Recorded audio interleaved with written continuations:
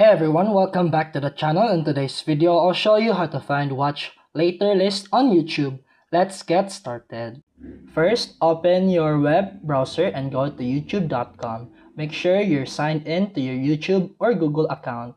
You'll see your YouTube homepage with all your recommended videos. On the left side of the screen, you'll see the main menu. If it's hidden, click the three horizontal lines at the top left corner to open it. Now, scroll down until you see Watch Later. Then, click Watch Later. This will open a playlist containing all the videos you've saved to watch later. From here, you can click on any video to start watching instantly.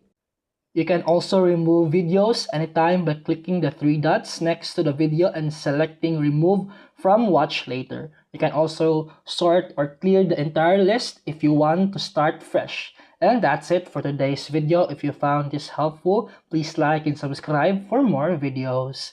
See you in the next one.